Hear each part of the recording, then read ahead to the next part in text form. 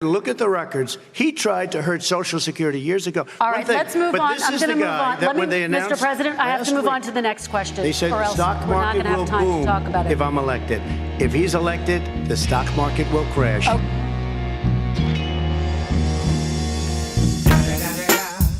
That was Donald Trump in 2020 predicting that the stock market would crash if Biden were elected. Well, Biden was elected. The stock market has never been higher. And that's after he had to manage a crisis of COVID that was completely mishandled by Donald Trump.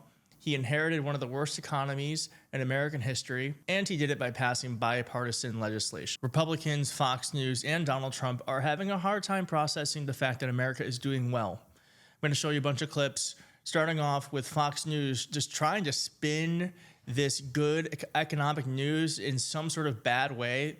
They can't, but here they are trying. They're saying that it's too high. The stock market is too high. And then after that, I have Donald Trump panicking when he learns of the news. But is this rally here to stay? Oh, no. And by the way, the NASDAQ is 700 points from its all-time high. If the NASDAQ doesn't make an all-time high with this news, that is not good. The Dow and S&P, right now, the S&P is at 21 times next year's earnings, assuming $280 of earnings. Why can't you let us all be happy? You We're can be all happy. making money here. If you're buying dividend growers, you're going to be fine. Oh. But no, this is a very overheated deal, and people should just be aware of what they're paying. They're paying 21 times. Okay, you think it's going to come down at some point? Yes, I do. How much? I have no opinion about that whatsoever. But you know it's going to come down. I think that it's overvalued, Stuart, and it can go higher before it comes lower. But I just think overvaluation always corrects. So I'm making a basic economic statement. Overvalued just on a... So if it doesn't get higher, it's a failure. But if it gets too high, then it's actually too high, and it's going to eventually crash.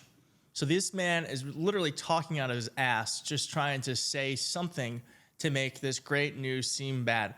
Look at all that green. That is incredibly good. And of course, Donald Trump is the king of boasting about the stock market when it's good. He famously tweeted many times when the stock market is up as if it were somehow his doing.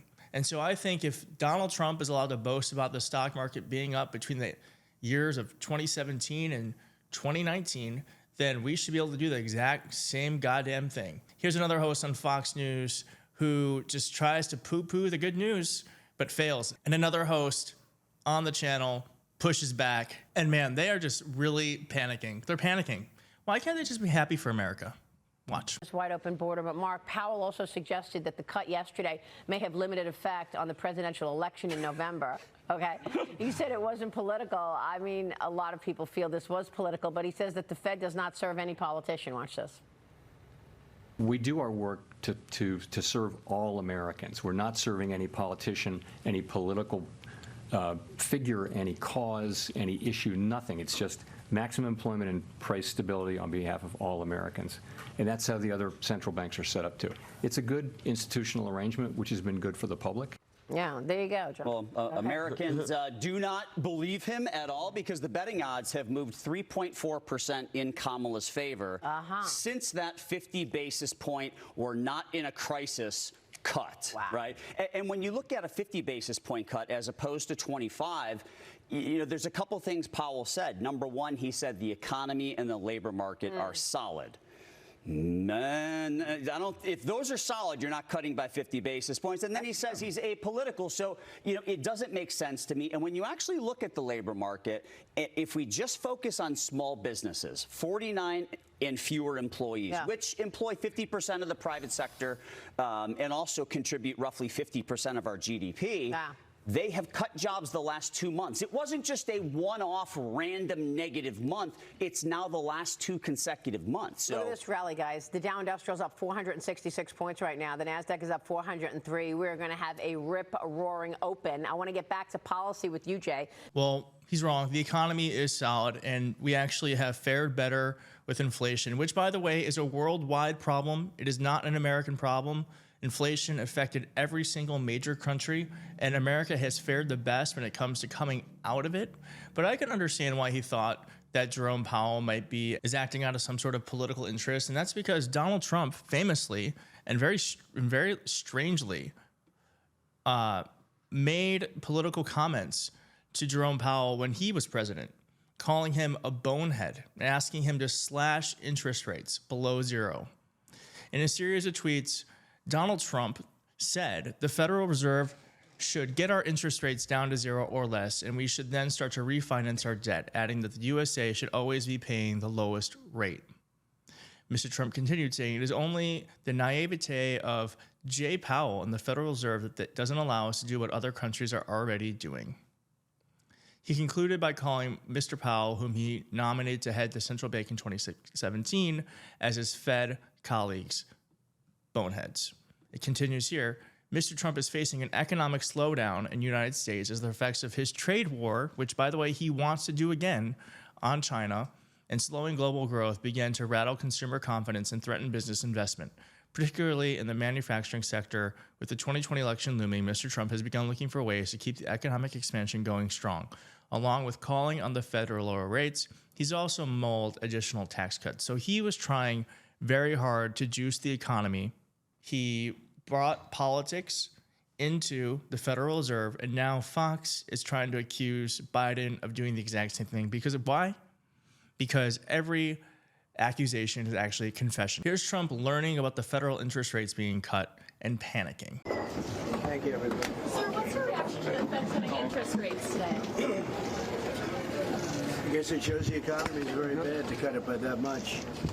Assuming they're not just playing politics, the economy would be very bad, or they're playing politics, one or the other. But it was a big cut. Mr. President, Does this look like an economy that's doing poorly to you?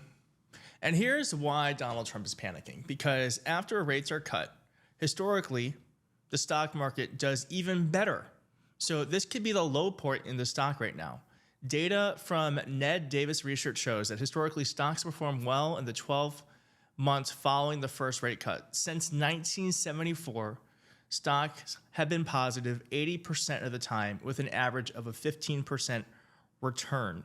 So that means 401ks going up, retirement's going up, individual stocks going up, companies doing better, all because of this rate cut. And this is not something that Biden asked for. Unlike Donald Trump in 2019, when the economy started to flail, he wasn't trying to, Biden's not trying to juice the economy. This is because of hard work that this is happening. Because Biden actually managed a crisis incredibly well, we are now paying the dividends of having actual good leadership.